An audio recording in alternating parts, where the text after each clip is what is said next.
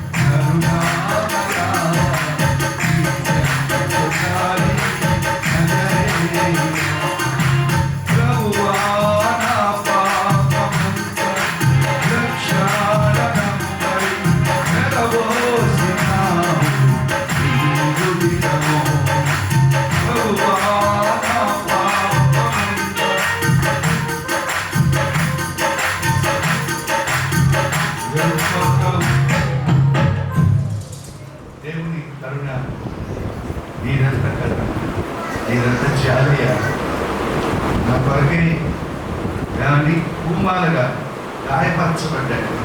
నీకు స్వస్థతనివ్వడానికి ఆ గాయముల ద్వారా నీకు స్వస్థత.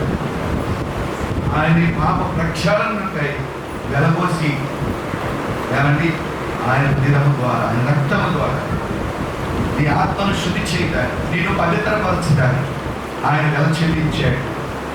వెలబోసి కొనబడిన వ్యక్తివి. ఎందుకు చెప్తున్నాను అంటే, స్నేహితుడా, నువ్వు స్నేహితురాలుగా యేసయ్య నీకు స్నేహితుడేనా? ఆ స్నేహితుడు నీ కొరకు ప్రాణం పెట్టాడు. అలా నేను ఒక మాట చెప్తాను. అబ్రహాము దేవుని స్నేహితుడిగా ఎంచబడ్డాడు. అబ్రహాము విశ్వాసముతో నీతిమంతుడిగా ఎంచబడ్డాడు. విడువక స్నేహితుడు విడువక వెంబడిస్తూ ఉంటాడు. దేవుని స్నేహితుడిగా ఎంచబడ్డాడు. హలో, ఏదో స్నేహితులు ఆరున్నారు, వాళ్ళు ఉన్నారు, ఏడున్నారని ఎప్పుడు స్నేహితులు వైపు చూడవాలి. అసలు నాకు ఎవరు స్నేహితులు లేరు అని చెప్పగలిగి ఒకే ఒక స్నేహితుడు ఉన్నాడు. ఆయన ప్రభు అయిన యేసు నా వరకు ప్రాణం పెట్టాడు. భర్త కంటే నమ్మదగిన వాడు, భార్య కంటే నమ్మదగిన వాడు, తల్లిదండ్రుల కంటే నమ్మదగిన వాడు. ఒక ఆయన నేను నా హృదయంలో ప్రతిష్ఠించుకున్న ఆయన చేత నేను పరిపాలించబడుతున్నాను అని చెప్పుకోవాలి. మంచి దేవుని స్తోత్రం, దేవుని స్తోత్రం చెప్పండి. సరే, దేవుని నేను చిన్న వచ్చిన చెప్పాలని చెప్పాను. సరే, ఈ సమయంలో మరొక వాక్యం దగ్గరకు వెళ్తున్నాను. మరొక వాక్యం ఏంటి అంటే, నేను అది ఆ యొక్క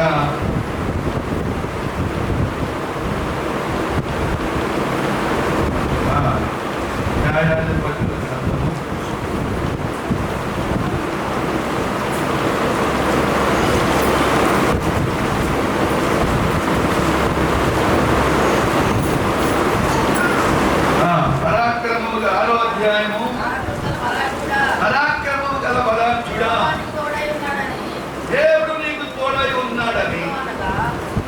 మీరు దేవుని స్తోత్రం చెప్పండి. ఒకసారి చప్పట్లు కొట్టండి.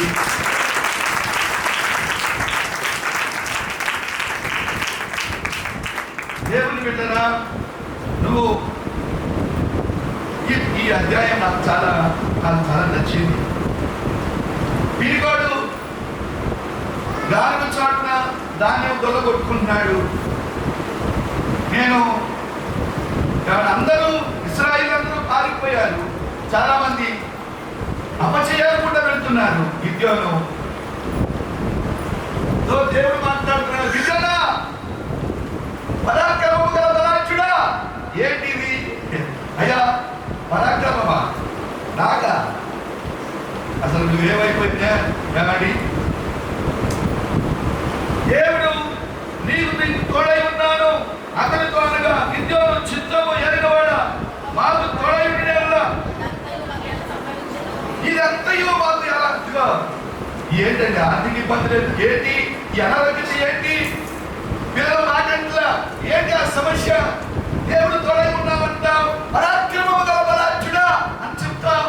ఈ సమస్యలు ఏంటి? అన్ని ఏంటి అని అతను అనుకుంటున్నాడు. అయితే దేవుడు చెప్తున్నాడు, 14వ వచనము, యెహోవా అతని తట్టు తిరిగి బలము తెచ్చుకొని. దేవుని స్తోత్రం చెప్పండి. దేవుని స్తోత్రం. బలం తెచ్చుకో. గిద్యోనా, నువ్వు బలహీనుడువా? ఆర్థిక పరంగా బలహీనుడుగా, కులమ పరంగా, చదువు పరంగా, ఆరోగ్య పరంగా, కుటుంబ పరంగా అన్నింటిలో బలహీనుడుగా ఉన్నాను అనుకుంటున్నావా? ఏం చెప్పాలి? గిద్యోనుతో నేను వచ్చేసాను కదా, నా దూరం తప్పే కదా, నీ వరకే నేను వచ్చేసా, ఇశ్రాయేలు రక్షించడానికి ఊరికే నిలబడు అంటున్నాడా? ఆయన చూడ, నువ్వు చెప్పేది నువ్వేంటి అంటే బలం తెచ్చుకో. బలం ఏంటి అంటే దేవుడు తన తట్టు తిరిగాడు, అదే బలం. అందరూ చప్పట్లు కొట్టండి ఒకసారి.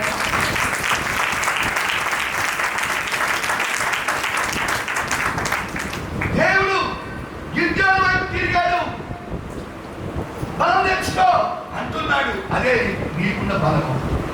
ఇంకేది దేవుడే నీ తట్టు తిరిగాడు. ఇద్దరా నేను కాదు రక్షించేది నువ్వే, నీ ద్వారా. నువ్వేమో నీవుగా భయపడిపోతున్నావు. ఒక దేశాన్ని రక్షించే వ్యక్తివిగా నువ్వు నిలబడబోతున్నావు. నీ కుటుంబాన్ని రక్షించే వ్యక్తివిగా నేను నిన్ను నిలబెట్టబోతున్నాను. నీవుగా రక్షకుడుగా నువ్వు ఉండబోతున్నావు. నేను నీ తట్టు తిరిగా, అదే నీ బలము. ధైర్యం తెచ్చుకో, బలం తెచ్చుకో. ఇచ్చాడా ఏదో నేను పనికిరానివ్వండి, నేను బలం లేదు అని ఒక మాట చెప్తున్నాను.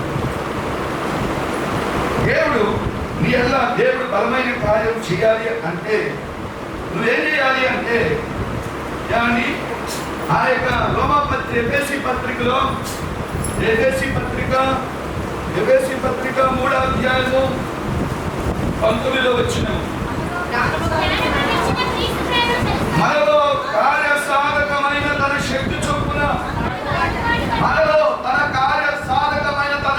చొప్పున నువ్వు ఎప్పుడైతే సాధకం చేస్తావో, సాధకం ఎప్పుడైతే నువ్వు చేస్తావో దేవుని శక్తి అప్పుడు నీకు వెళ్ళడవుతుంది.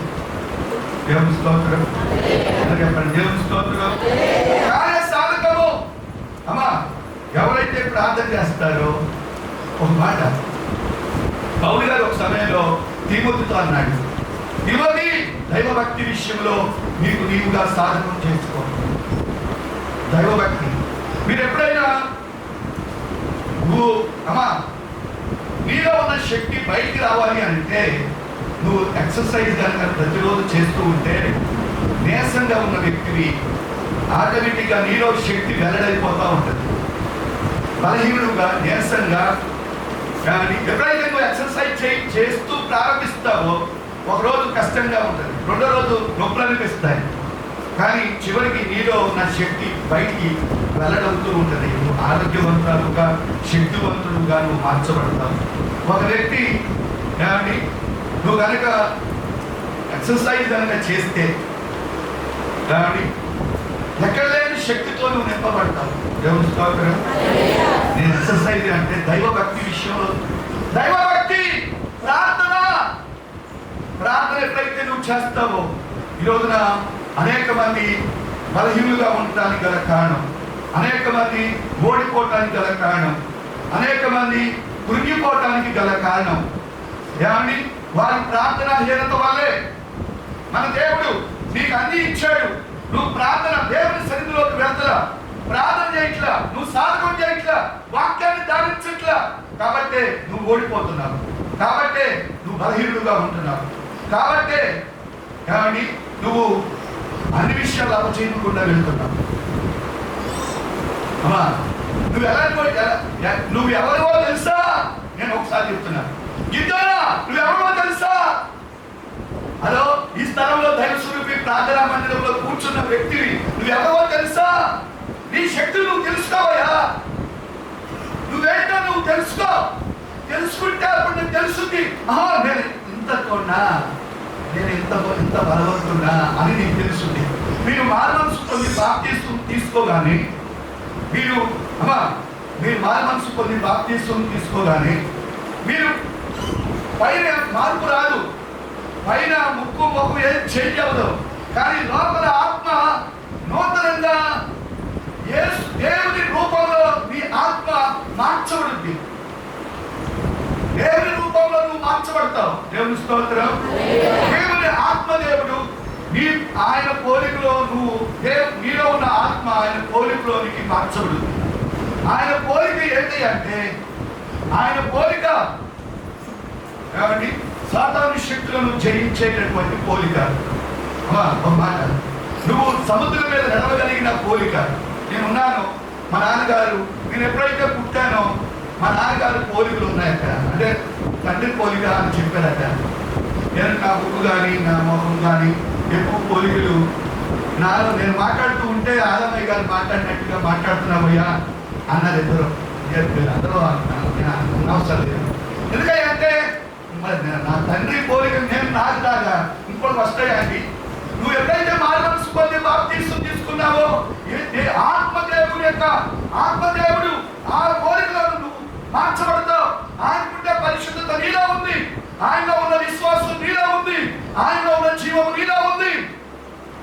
ఆయనలో ఉన్న మహిమ కూడా నీలో కూడా ఉన్నాయి. అది చెప్తానికి నేను ఈ స్థలంలో నిలబడ్డాను. దేవుని స్తోత్రం. అని చెప్పండి, దేవుని స్తోత్రం. దేవుడు బిడ్డలారా మన యొక్క జీవితాల్లో ఏమండి, మన జీవితాల్లో నేను చెప్తున్నాను కదా, మనకు సమయం క్షమించండి. ఒక సమయంలో బత్సీనయ్య గారు ఒక సమయంలో ఒక వాక్యం చెప్తున్నాడట. అక్కడ ఏం చెప్పాడు అంటే యోనా గురించి మాట్లాడాడంట. మత్స్యం వచ్చి యోనాను మింగింది.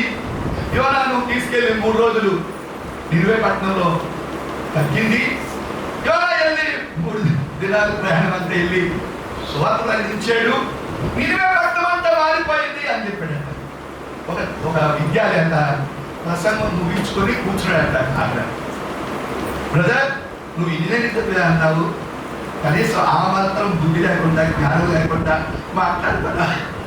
ఒక మత్స్యం కనుక ఒక చేప కనుక మింగితే ఆడు బయటకు వస్తాడని నువ్వు ఎలా చెప్తున్నావు? ఎన్ని రసాయనాలు ఉత్పత్తి అవుతాయి, అతడు లోపల ఆహారంగా లోపల జీర్ణమైపోద్ది. 3 దినాలు ఎలా ఉన్నాడు అక్కడ ప్రార్థన చేశాడంట. చదువుకున్నాడు. కామన్ సెన్స్, కనీసం కామన్ సెన్స్ దిగితే కామన్ సెన్సా? అవును, నువ్వు సరైన బుర్రలో ఆలోచించి మాకేం చెప్తున్నావా, ఆ స్టేజ్ మీద మాట్లాడుతున్నావా అంటుంటే ఆయన చెప్తుందా, నేను మత్స్యము మింగింది అనేది నేను విశ్వసిస్తున్నా. ఒకవేళ యోనా కడుపులో మత్స్యము ఉందన్నా సరే నేను నమ్ముతాను. బైబిల్లో ఏదైతే చెప్తావో అది నేను పూర్తిగా అంగీకరిస్తా. ఏ ఒక్క మాట నేను అవిశ్వాసంగా మాట్లాడు, అవిశ్వాసంగా ఎంచను. 100% ఈ వాక్యాన్ని నమ్ముతున్నాను అని చెప్పాడట. దేవుని స్తోత్రం. దేవుని స్తోత్రం. దేవుని బిడ్డరా, మన యొక్క జీవితాల్లో ఆయన పోలికలు ఉన్నాయి. ఆయనలో ఉన్న పరిశుద్ధత. పోలిక ఏంటండి? ఆయన సాతాను శక్తులను అంధకార శక్తులను ఆయన జయం పొందాడు. నువ్వు కూడా జయించే ఆ పోలిక నీలో ఉన్నాయి. నేరమైన నడిచే ఆ పోలిక నీ కూడా ఉన్నాయి. దేవుని స్తోత్రం చెప్పండి. దేవుడిరా, ఈ యొక్క సమయంలో దేవుని యొక్క వాక్యంలో మనం చూసినట్లయితే చివరిగా చిన్న వాక్యము చూడండి. మీరు దేవుని వాక్యాన్ని చదువుతున్నాను.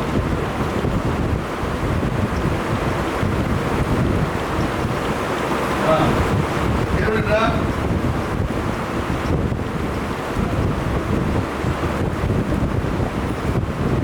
చూడండి రోమాపత్రిక. యేసు ప్రభువులో ఉన్న అభిషేకం మనలో ఉంది. దేవుని స్తోత్రం. అందరూ ఒకసారి చెప్పండి. అందరూ చెప్పండి.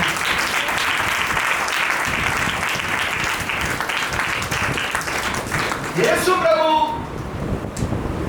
నజరేయుడైన యేసును పరిశుద్ధాత్మతోను 10:38 అదేవిధంగా నజరేయుడైన యేసును పరిశుద్ధాత్మతోను శక్తితోను అభిషేకించున్నది ప్రభు అయిన యేసు వారిని ఏమండి దేవుడు శక్తితోను అభిషేకముతోను నింపాడు. హలో, ఒకసారి మీరు ఆలోచించండి. నేను ఒక మాట చెప్తున్నాను. దేవుని స్తోత్రం చెప్పండి. దేవుని స్తోత్రం. దేవుని స్తోత్రం. యేసు ప్రభుకి అభిషేకము అవసరమైనప్పుడు మనకు అభిషేకము వద్దా? ఆయన ఎప్పుడైతే అభిషేకము శక్తితో, అతడు పరిశుద్ధాత్మతో శక్తితో నింపబడ్డాడు. ఆయన పరిశుద్ధాత్మ మీ మీదకి వచ్చినప్పుడు మీరు శక్తివంతులుగా ఉంటారు, బలవంతులుగా ఉంటారు, జ్ఞానవంతులుగా ఉంటారు. మీరు స్తెఫను పరిశుద్ధాత్మతోను శక్తితోను దేవుని పోలికలు స్తెఫనులో కూడా కనబడ్డారు. అపోస్తులు అందరిలో కనబడ్డారు. శక్తివంతులుగా, అసాధారణమైన వ్యక్తులుగా వర్తించారు. నేను ఒక మాట చెప్తున్నాను త్వరగా.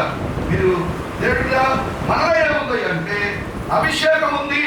1 యోహాను పత్రిక 2వ అధ్యాయం 27వ వచనంలో ఆయన వల్ల మీరు పొందిన అభిషేకము మీలో నిలుచుచున్నది కనుక ఎవరినూ మీకు బోధింపనక్కరలేదు.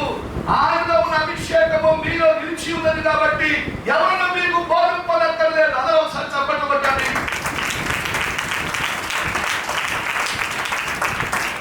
అందరిపైకి పరిశుద్ధాత్మ దేవుడు 50 దినాల ప్రాంతంలో అందరిపైకి పరిశుద్ధాత్మ దేవుడు దిగి రాబోతున్నాడు. అందరూ పరిశుద్ధాత్మతో దేవుడు నింపబోతున్నాడు. రేపటి నుండి యేసుదాసు ప్రవచించబోతున్నాడు. మీరు నమ్ముతారా? ప్రవచనం, ప్రాఫెసీ. మీరు అలాగే యవనస్తులు కూడా బలమైన కార్యాలు యవనస్తుల జీవితాల్లో కూడా దేవుడు జరిగించబోతున్నాడు. ఈ సంఘాన్ని పూర్తిగా తాను వశము చేసుకోబోతున్నాడు పరిశుద్ధాత్మ దేవుడు. దేవుని స్తోత్రం, దేవుని స్తోత్రం. ఇది రియల్ గా నమ్ముతున్నారా, నమ్మట్లేదా? నమ్మాలంటే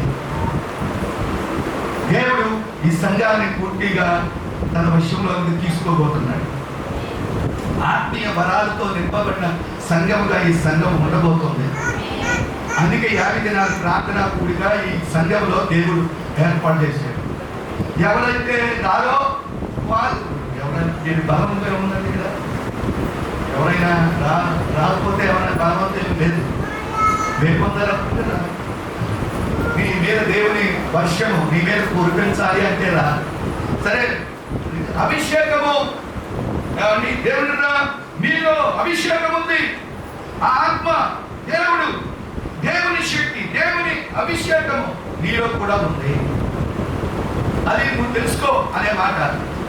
మనము మారు మనసు పొంది బాప్తిస్మం తీసుకున్న తర్వాత ఆయన పోలికలోనికి మనం మార్చబడబోతున్నాము. మార్చబడ్డాము. అప్పుడు ఆయనలో ఉన్న అభిషేకము, యేసులో ఉన్న అభిషేకము మనలో కూడా ఉంది. రెండవది, యేసు ప్రభువులో ఉన్న విశ్వాసము మనలో కూడా ఉంది అనే మాట మనము చూసినట్లయితే చూడండి. 1వ పేతురు పత్రిక 2వ పేతురు పత్రిక 1వ అధ్యాయము, క్రీస్తు యేసు దాసులను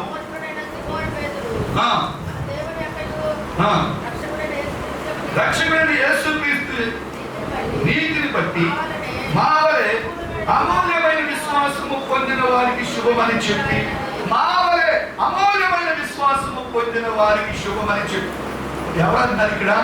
పేతురు గారు ఆనాడు సంఘంతో మాట్లాడుతున్నాడు. పేతురు పొందిన విశ్వాసము మనలో కూడా ఉంది. యేసుక్రీస్తు ప్రభువులో ఉన్న విశ్వాసము నీలో, నాలో కూడా ఉంది. అందరూ చెప్పకుండా ఒకసారి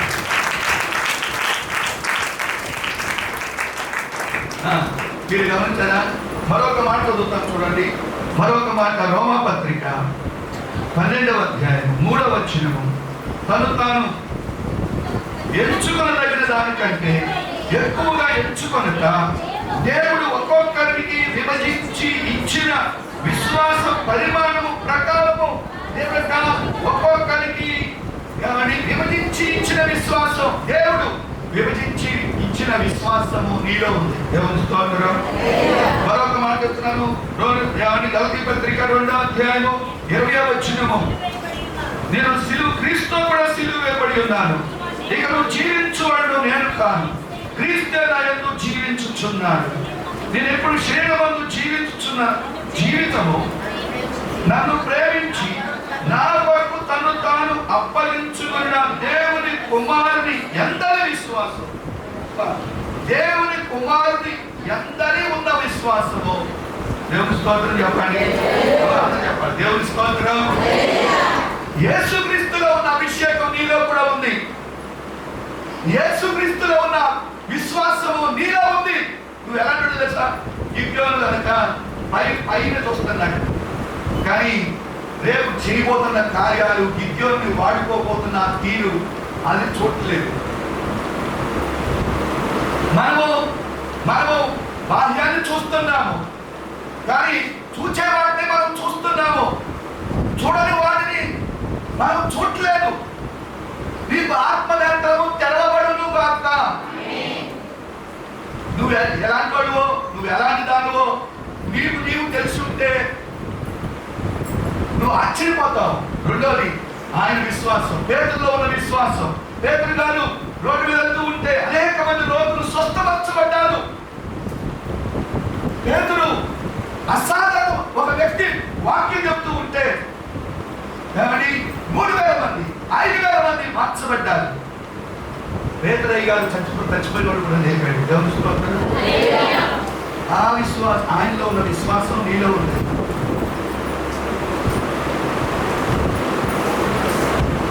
మూడోది, ఆయనలో ఉన్న జీవము నీలో కూడా ఉంది అనే మాట యోహాను సువార్త మొదటి యోహాను పత్రిక 5వ అధ్యాయం 11వ వచనం.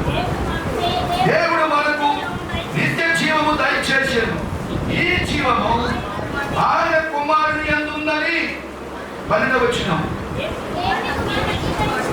అంగీకరించువాడు జీవము గలవాడు, దేవుని కుమారుని అంగీకరించువాడు జీవము కలిగిన వాడు.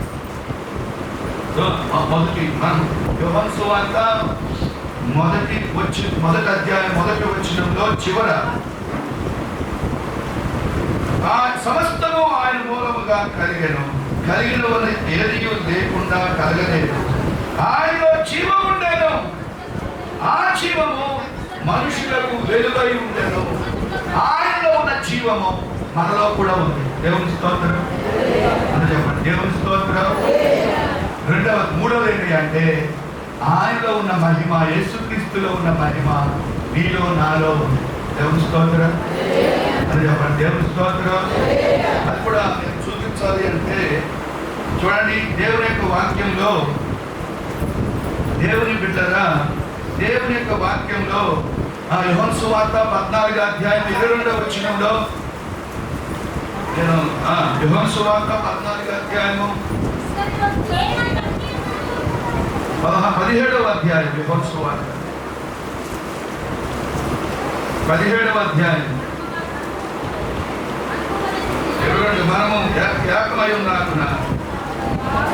మనము ఏకమయములాగున వారును ఏకమై ఉండవాలని నీవు నాకు అనుగ్రహించిన మహిమను నేను వారికి ఇచ్చితిని. మహిమను కూడా దేవుడు వారికి ఇచ్చాడు. దేవుని స్తోత్రం. సరే, దేవుని స్తోత్రం. నువ్వు ఎలాంటి వాడే? ఎందుకంటే ప్రార్థన, దేవుని యొక్క సన్నిధిలో నువ్వు ప్రార్థన చేస్తే, దేవుని సన్నిధిలో దేవుని వాక్యం కనుక నువ్వు చదివితే, దేవుడు నిన్ను ఒక బలమైన సాధనంగా నిన్ను నిలబెట్టి నిన్ను బలపరచాలని అనుకుంటున్నాడు. ఆయన మహిమ నీలో నుండి వెల్లడవ్వాలి, ఆయన యొక్క జీవము నీలో నుండి వెల్లడవ్వాలి, నీలో ఉన్న విశ్వాసం నీలో నుండి వెల్లడవ్వాలి, నీలో ఉన్న అభిషేకము నీలో నుండి వెల్లడవ్వాలి. నియముడి గారిని ఆ యొక్క క్రాప్ వేయించుకోవడానికి లేదా షేవింగ్ చేసుకోవడానికి బార్బర్ షాప్కి వెళ్ళాడు. నియముడి గారు అలసిపోయాడు. వాక్యం ఆ రాత్రి అంతా ప్రసంగం చేసి మీటింగ్కి వెళ్ళి అలసిపోయి కూర్చున్నాడు. నిద్ర వచ్చేసిందట. నిద్ర వస్తే చివరికి తొలిపడి లేచాడంట. లేస్తే ఆ బార్బర్ షాప్లో రాపేసి గడ్డం గీకి ఆయన మోకరించి ప్రార్థన చేస్తున్నాడట, ఉడుతున్నాడట. సార్ ఏమయ్యా, ఏంటి ఈ షేవింగ్ చేయకుండా రాపేయకుండా నువ్వేంటి అక్కడ మోకరించి? సార్ నాకు తెలియట్లేదు సార్, మీలో ఏదో ఒక గొప్ప శక్తి నన్ను వణికించేస్తాను. నేను అతను పాపను ఒప్పుకున్నాడట. దేవుని ప్రభావము రియల్ నుండి వెళ్ళలేదు. నువ్వు ఎప్పుడైనా నమ్ముతున్నావా?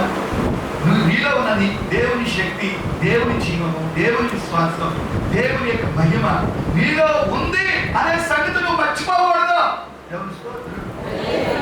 దేవుని స్తోత్రం. దేవుని అభిషేకం. మీరెప్పుడు కూడా నువ్వు నీలో నుండి బయటకు వెళ్ళని అవ్వాలి అంటే నువ్వు అన్ని భాషలు మాట్లాడాలి. ఆది అపోస్తులు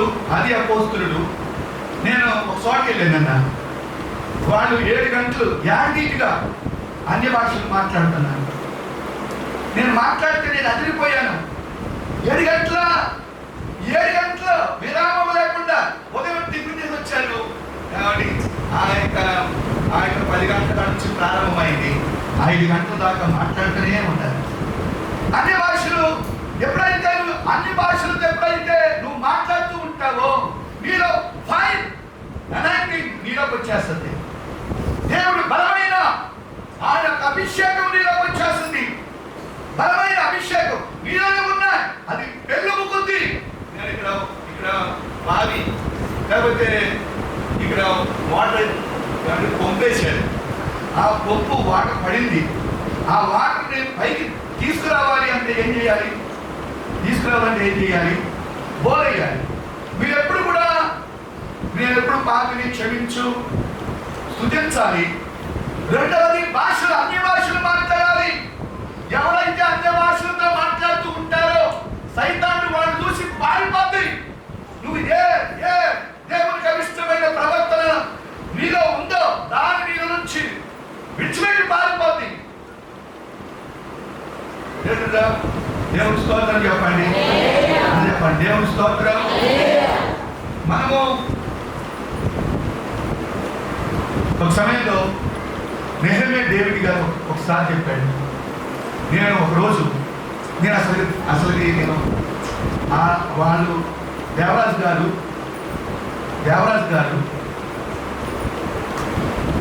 బత్సింగ్ గారి ఫెలోషిప్ లో ఎవరు పరిశుద్ధాత్మ అనుభవాన్ని గురించి ఎవరు చెప్పరో, ఎవరు దాని గురించి ఎక్కువగా మాట్లాడరు. ఈయన కూడా కొంతమంది పెందుకొస్తూ కలిసినప్పుడు పెద్దాక భాషలు అంటావు, పెద్ద పరిశుద్ధాత్మ అంటావు, నీకేం అని అన్నాడంట.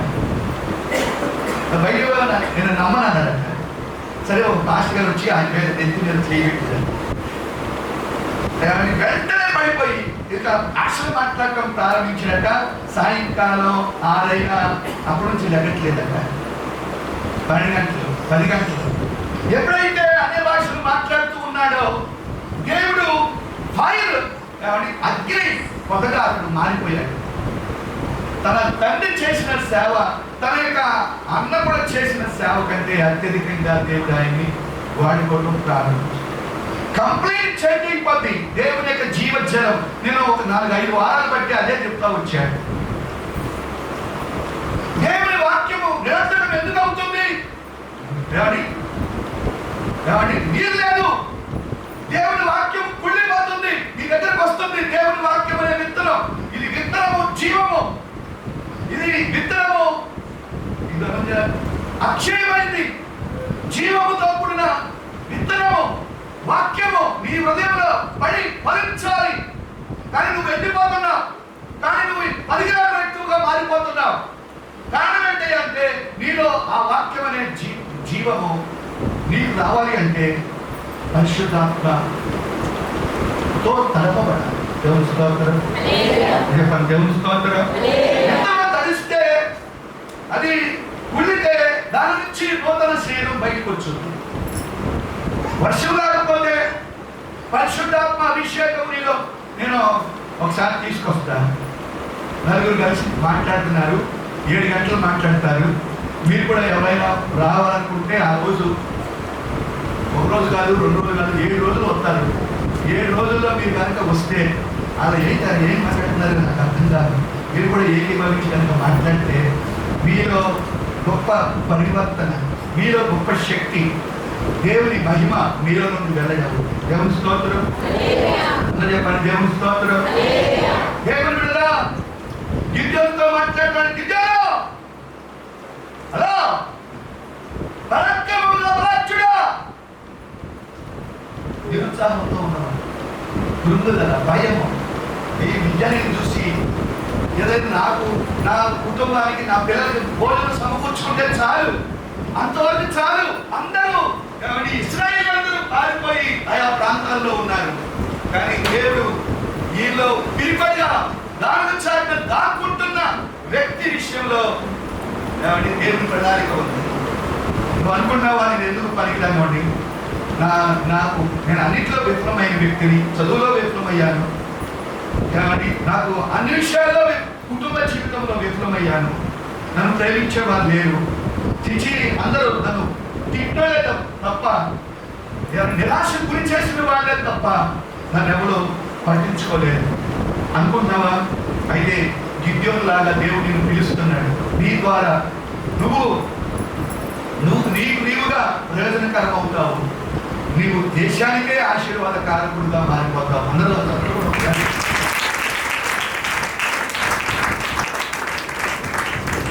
దేవుని స్తోత్రం, దేవుని స్తోత్రం. నీలో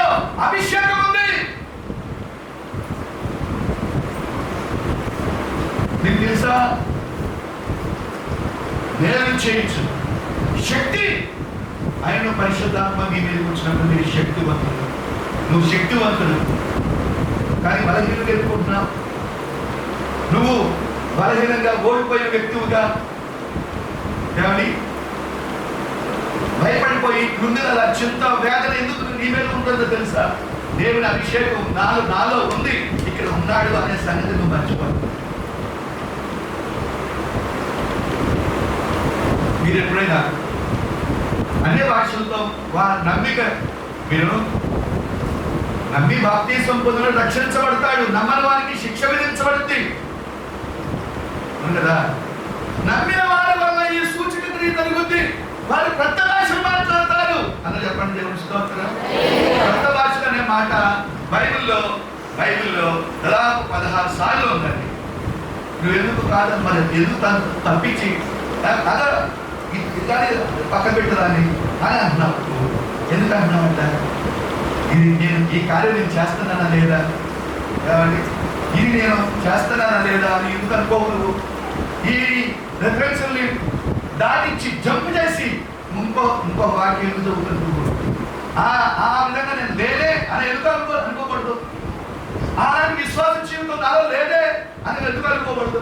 ఆ క్రీస్తులో ఉన్న విశ్వాసం, క్రీస్తులో ఉన్న జీవము, క్రీస్తులో ఉన్న మహిమ యేసు ప్రభు. హలో, దేవుని స్తోత్రం చెప్పండి. దేవుని స్తోత్రం. యేసు ప్రభు రూపాంతర కొండ మీద కూర్చున్నాడు. ప్రార్థన చేస్తూ ఉంటే ఆయన ముఖ రూపము మారిపోయింది. మహిమ ఆయన మీద దిగి వచ్చింది. మోషే ఏలియాలు ఆయనతో మాట్లాడుతున్నట్లుగా పేతురు, యోహాను, యాకోబు అక్కడే ఉండి ఇప్పుడు గడితే పెట్టడం ఇదే బాగుంది. మహిమ దేవుని మహిమ. దేవుని ఆ మహిమ మేఘము మీ మీద రావాలి, మన సంఘం మీదకి రావాలి, నీ కుటుంబం మీదకి రావాలి. మీరు గమనించారా?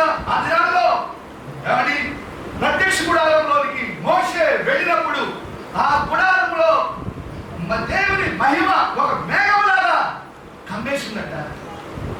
మోషేతో దేవుడు ముఖాముఖిగా మాట్లాడాడట. వాడు బయట వచ్చినప్పుడు ఆయన మహిమను చూడలేకపోయారట. ఆయన ముసుగేసేసారట ఆ మహిమను చూడలేక. మహిమ మేఘము. మీరు ఇశ్రాయేలు నేర్పించింది ఎవరు? మేఘస్తంభం, అగ్నిస్తంభం. మహిమ పరిశుద్ధాత్మకు గుర్తు కదా. దేవుని స్తోత్రం అని చెప్పండి. దేవుని స్తోత్రం అని చెప్పండి. దేవుని స్తోత్రం. మీరు దేవుని మహిమతో మోషే దేవుని సన్నిధిలో గడిపితే దేవుని మహిమ ఆయన ఆవరిస్తాడు. నువ్వు కూడా దేవుని మందిరం, దేవుని సన్నిధిలో నువ్వు కూర్చుంటే దేవుని మహిమ మేఘము నీ మేరకు కమ్మి ఉంటుంది. దేవుని స్తోత్రం. దేవుని స్తోత్రం. మీరు మనం పెద్దలు చెప్పారు కదా, మోకాలు నల్లబడితే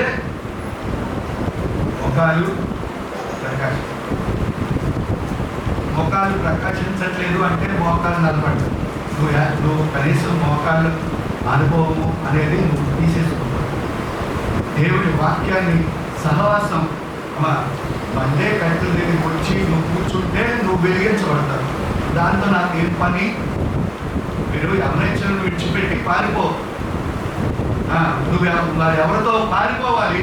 నువ్వు ఎవరితో ఉండాలి? ఒకసారి చదవండి ఆ మాట. ప్రార్థన చేయవారితో కూడా, ప్రార్థన చేసేవారితో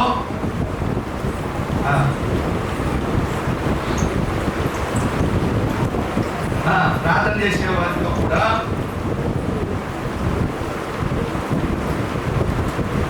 ప్రేమను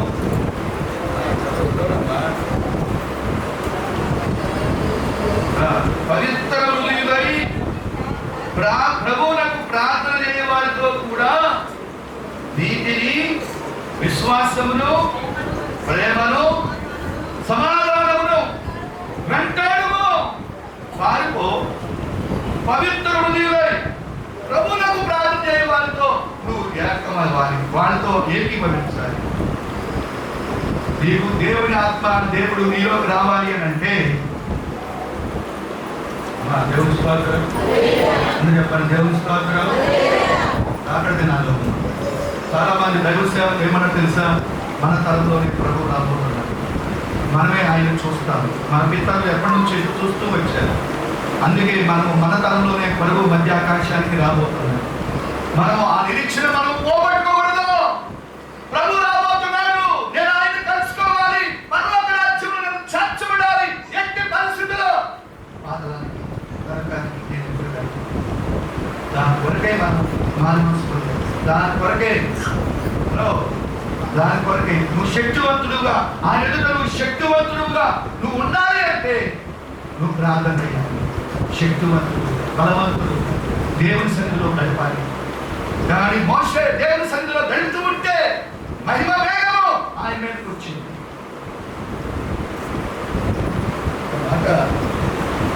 సంఖ్యాకాండంలో మనము దేవుని వాక్యంలో మనం చూస్తే కాబట్టి సంఖ్యాకాండంలో 16వ అధ్యాయంలో 46వ వచనము కాబట్టి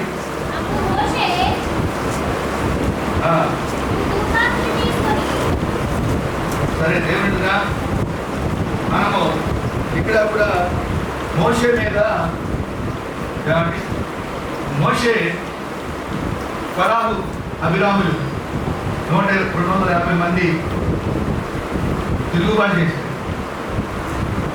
అందుకని నువ్వే వాటి చెప్పాలా, అలా నువ్వే పాటలు పాడాలా, మేము లేవా? దేవుడినే ఎన్నుకున్నాడా? ఆయన మేఘంతో సహవాసం చేస్తున్నాడు. ఆ మేఘం వచ్చి అక్కడ ఆగిందట. మహిమ మేఘం వచ్చి ఆగింది. చెప్పండి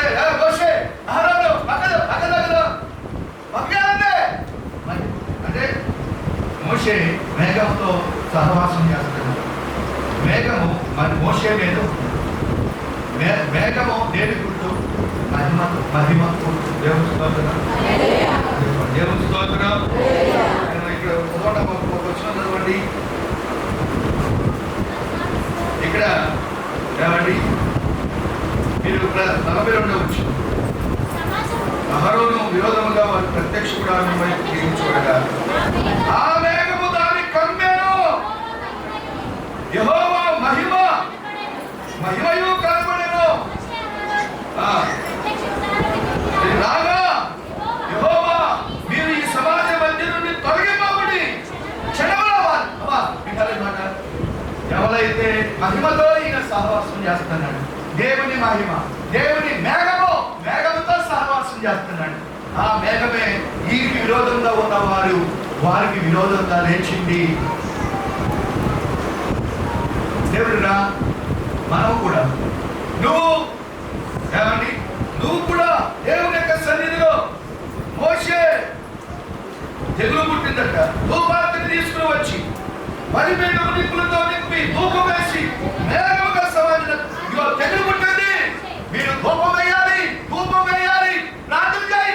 హలో నువ్వు ప్రార్థన చేయట్లా, నువ్వు దేవుని సన్నిధిలో మోకరించట్లా, సమయాన్ని కొట్లా, వాక్యం చదవట్లా, ఉగ్రత తెగులు పోవాలి అంటే నువ్వు రాజుడితో చెప్తున్నాడు, లేవీయుడితో చెప్తున్నాడు, నువ్వు ధూపం వేయాలి, నువ్వు తీసుకెళ్ళు. ప్రార్థన జీవితానికి గుర్తు. నువ్వు దేవుని మందిరంలో ప్రార్థన వస్తున్నావు, కానీ ప్రార్థన చేయట్లా, వ్యక్తిగతమైన ప్రార్థన లేదు, కుటుంబ ప్రార్థన లేదు, సహవాస ప్రార్థన లేదు, నువ్వు ప్రార్థనకు దూరంగా ఉంటున్నావు. తెగులు కనుక వచ్చిన తర్వాత మోషేతో అహరోను చెప్తున్నాడు, నువ్వు చచ్చిన వారికి బ్రతికి ఉన్న వారి మధ్యలో నువ్వు దేవుని స్తోత్రం చెప్పండి. హలో దేవుని స్తోత్రం. దేవుని మహిమ మనల్ని ఆవరించాలి.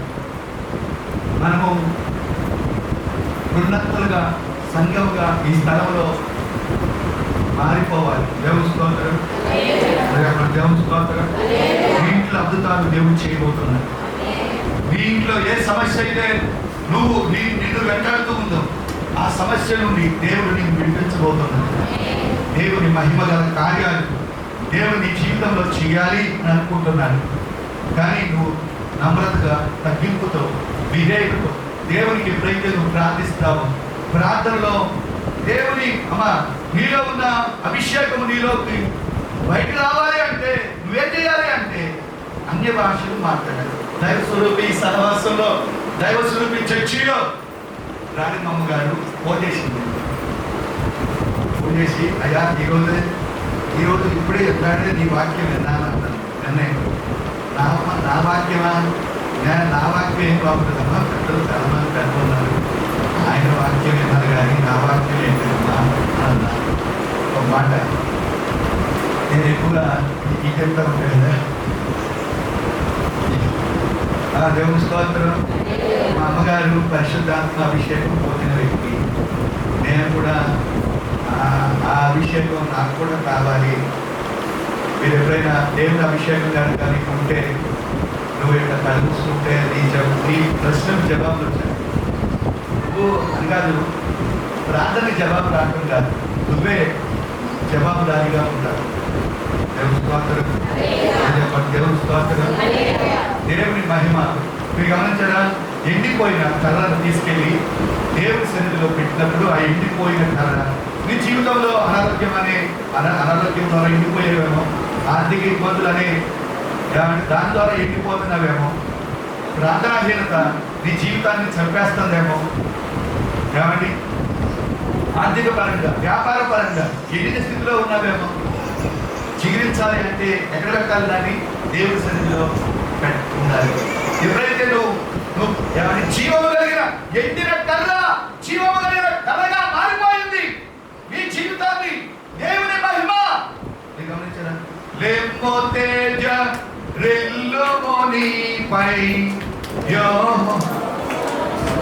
యెహోవా మహిమ నీపై, యెహోవా మహిమ నీపై ప్రభావముగాను దయించే, ప్రభావముగాను దయించే. లెమ్మో తేజ రెల్లుమో నీకు వెలుగోవా జీయోనాది, లెమ్మో తేజ రెల్లుమో నీకు వెలుగోవా జీయోనాది. యెహోవా మహిమ నీపై, యెహోవా మహిమ నీపై ఆకాశముగాను దయించే, ఆకాశముగాను దయించే. లెమ్మో తేజ రెల్లుమో నీకు వెలుగోవా జీయోనాది. దేవుని స్తోత్రం. చీకటిలో ఉన్నావా? అంధకారంలో ఉన్నావా? చీకటే నీకు బంధువులుగా ఉన్నాయా? బాధలు, కష్టాలు, శ్రమల గుండా వెళ్తున్నావా? దేవుడు నీకు వెలుగు రాబోతుంది. దేవుని మహిమ నీ మీద ఆవరించబోతుంది. నువ్వు చీకరించబోతున్నావు, నువ్వు పచ్చదనంగా మారిపోబోతున్నావు. ఎండిన స్థితిలో ఉన్న నీ జీవితాన్ని, జీవాన్ని దేవుడు ఇవ్వటానికి అది దేవుని మహిమ. ఆ వెండిన కర్ర మీద దేవుని మహిమ దిగొచ్చింది. దేవుని మహిమ దిగొస్తే ఏం జరిగింది? చిగురు పెట్టి బాధ పువ్వు పూసిందట, బాధ కాయలు కాయిందట. హలో, నీ జీవితాన్ని ఎప్పుడు అనుకోవా, నాకు వెలుగు లేదా బ్రదర్, నాకు ఈ అదైనా ఈ కష్టాలేనా, నా గర్భం తెరవబడతలేదు, నా కుమారుడు నా మాట వినట్లేదు, నా భర్త మార్చబడలేదు, అప్పులు కూడా ఆర్థిక సమస్యలు కూడా వెళ్తున్నాను, వ్యాపారం కలిసి రావట్లేదు అని అనుకుంటున్నావా? దేవుడు ఏదో చేయబోతున్నాడు. ఏమండి, ఎండిన కళను చిగురింపజేసిన దేవుడు నీ జీవితాన్ని చిగురింపజేయలేడా? నిన్ను ఆస్వాదించలేడా?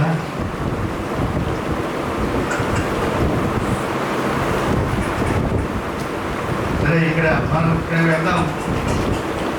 దేవుని బిడ్డరా, మన యొక్క జీవితాల్లో అద్భుతాలు చేసే దేవుడు మనతో ఉన్నాడు అనే మాట మనం మర్చిపోకూడదు. దేవుడా అంటే ఇద్దరు హలో బలాత్యుడా, నువ్వు కావాలైతే నేను నీ తట్టు తిరిగా బలం తెచ్చుకో, నువ్వు బలం తెచ్చుకో. బలం తెచ్చుకో. బలం ఎలా వస్తుంది? బలం ఎలా వస్తుంది? నువ్వు ప్రార్థన చేసిన బలం దేవుడి మీద ఆధారపడి మాట వినా. దేవుడు ప్రార్థన చేయి, మోకాలేయి, దేవుడి వాక్యాన్ని వాక్కుగా తీసుకో. ఈ రోజు దేవుడు నన్ను దర్శించడని చెప్పు. దేవుడి స్తోత్రం. నేను చిగురించాలి, నేను చిగురు వేయబోతున్నాను, నేను ఫలించబోతున్నాను. అద్భుతాలు ఆశ్చర్యమైన కార్యాలు దేవుడు నా ద్వారా జరిగించబోతున్నాడు. నేను ఎందుకు కుంగిపోవాలి? నేను ఎందుకు చింతించాలి? నేను ఎందుకు కలవరపడాలి? ధైర్యం తెచ్చుకో. హలో, ధైర్యం తెచ్చుకో. దేవుడు నీకు తోడై ఉన్నాడు. దేవుడు నీకు తోడా? సరే, దేవుడు 16 వచ్చింది. నేను నీకు తోడై ఉన్నాను.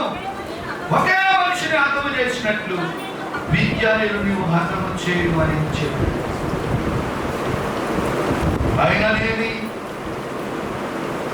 నీ కుటుంబం నాకు తెలుసు, నువ్వు చిన్నవాడివే, నీ కుటుంబం పనికిరాంటే. అయినా ఏంటి, నేను చదువుకోలేదు, నేను సరైన కులం కాదు. అయిననేమి, అయినా ఏంటి, నీకు లేదా మీరు గమనించారా ఇక్కడ? ఆయననేమి ఒకే మనుషుడు హతం చేసినట్లుగా ఎంతమంది లక్షల మంది విద్యానీయులు, రథాలు, గుర్రాలు ఒకే మనిషిని హతం చేసినట్లుగా. అరే పిచ్చోడు, నువ్వు నిలబడు, నేను దేవుడు ఆయా యుద్ధము ఆశ్చర్యకరుడు. మన దేవుడు, దేవుని స్తోత్రం, మన దేవుని స్తోత్రం. అసలు నువ్వు నిలబడితే నీ పక్షంగా దేవుడు ఉంటే కొండలకు పీటి తీసిగా పర్వతాలు మైనం వలె కరిగిపోతాయి. నీ ఎదుట పర్వతం ఉంటే ఆ పర్వతం మైనం వలె కరిగిపోతాయి. శక్తి చేత కాదు, బలము చేత కాదు, నా ఆత్మ చేతనే. చిన్న చిన్న కేసుకి లేకపోతే చిన్న సమస్యకి అరిటాకులాగా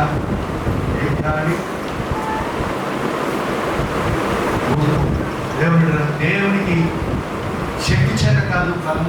గొప్ప పర్వతం జరుబాబేలు పక్షిని గంటగా వచ్చింది. నీలో ఏముంది? అభిషేకం.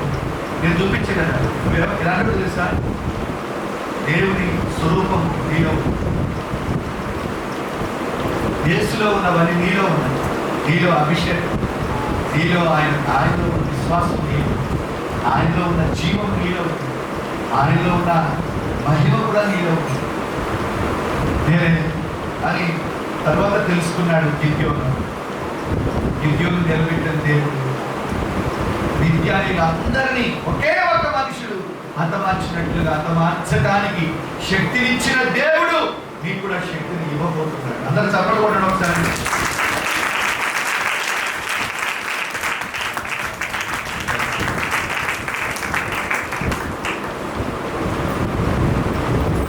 దేవుడు కార్యాలు చేయాలి అని అంటే నువ్వు ప్రార్థన.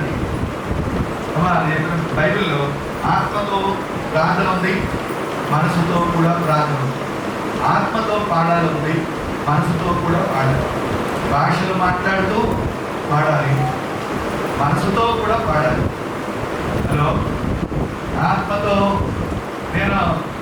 ఇది మనది దైవస్వరూపి బోధ కొద్దిగా ఎక్కిస్తాను చేస్తున్నారు. మీరు ఎత్తారో ఎన్నో పుడుచుకుని వెళ్ళిపోతారో ఇష్టం. బయటకి చెప్తుందమ్మా అని చెప్తున్నారు. బయట చెప్తుంది, నువ్వు అందరూ ఆశీర్వాదం ప్రోత్సాహుతున్నారు, నువ్వు కూడా అదే ప్రోత్సాహుతున్నావు. ధర్మశాస్త్రాల గురించి చెప్పట్లా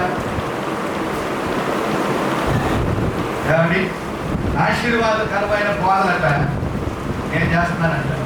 ఆశీర్వాద బోధలు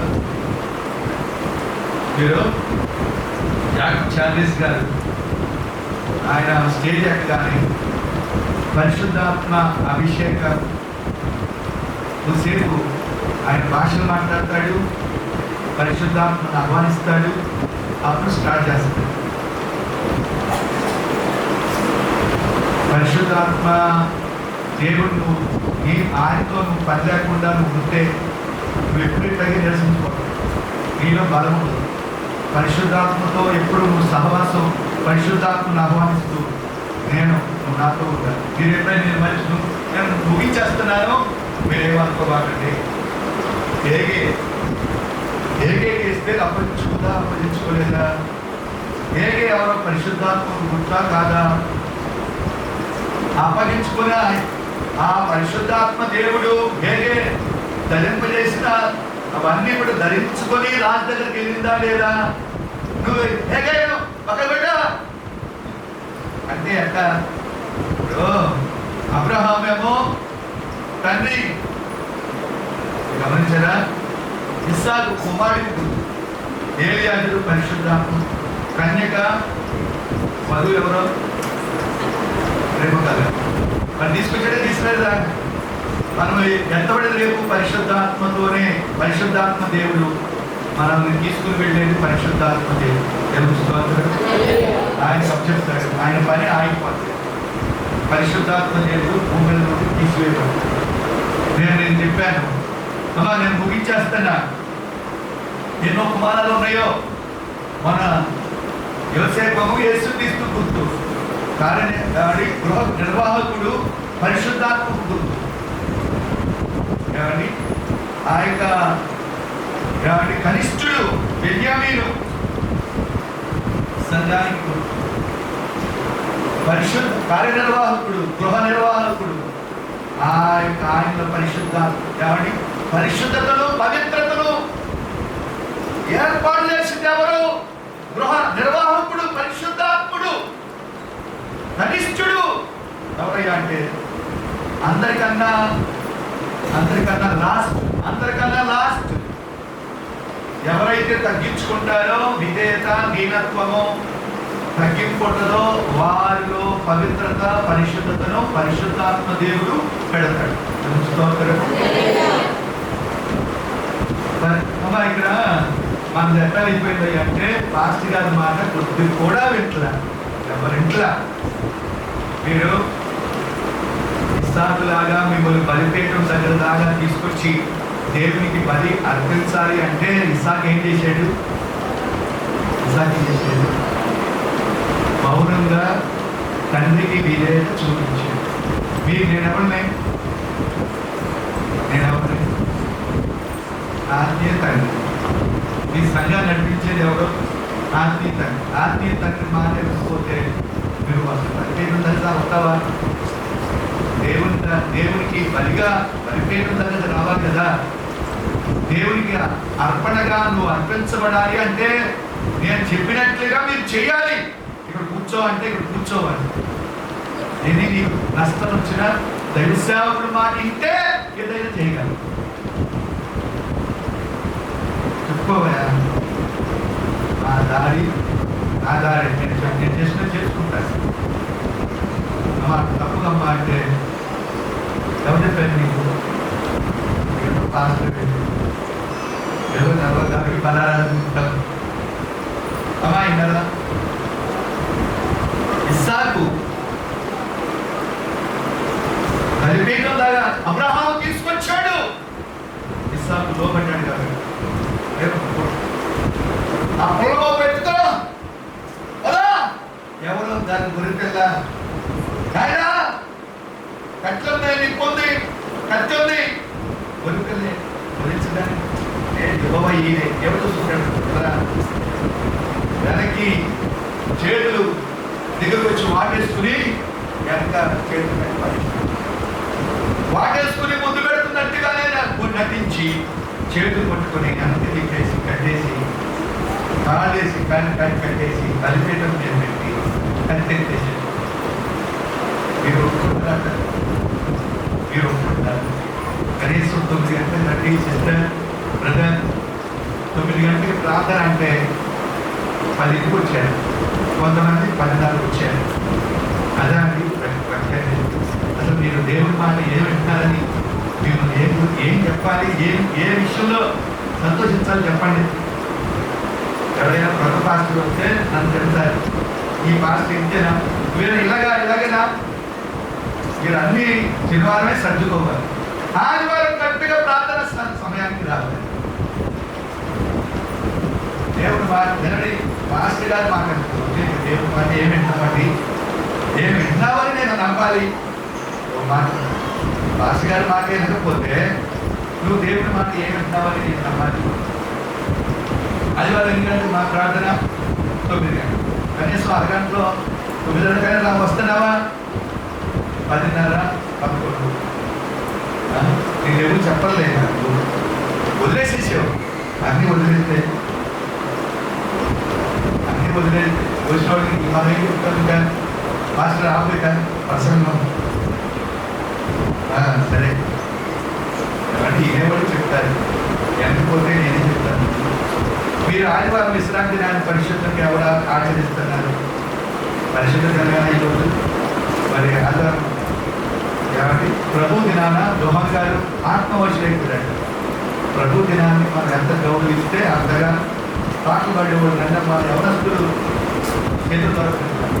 ప్రార్థన అయిపోతే సార్ సాపలేసేవాడు లేదు, కుర్చీలు వేసేవాడు లేదు, ఇది కురిసేవాళ్ళు లేదు. ఏం చెప్తారు?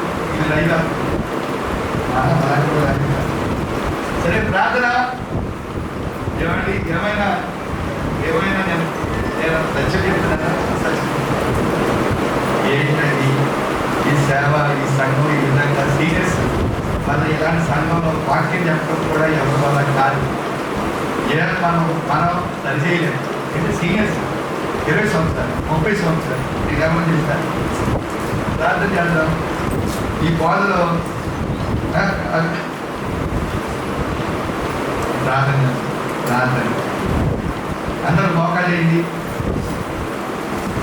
తండ్రి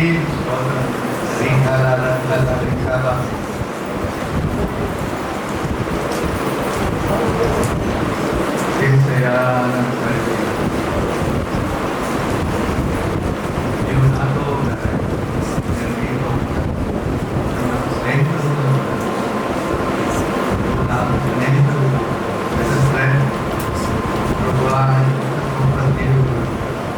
ఎంత నమ్మదగిన నాకు ప్రాణం పెట్టారు. చిన్న ప్రార్థన చేసుకోవచ్చు కదా, ప్రార్థన చేసుకోవచ్చు కదా.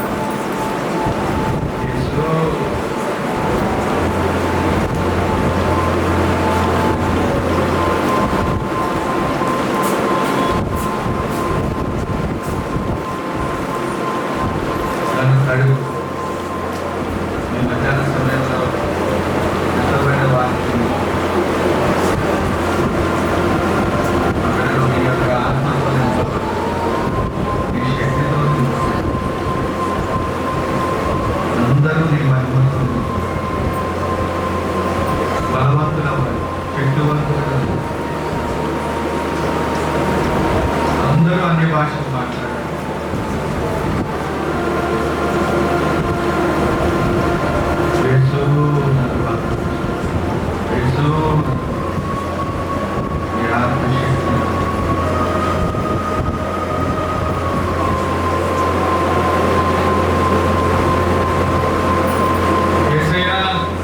పరిశుద్ధమైన ఉన్నతమైన నామాన్ని బట్టి నీ బిడ్డల మీద నీ ఆత్మదే మహిమ, నీ మహిమ దిగి వచ్చును గాక.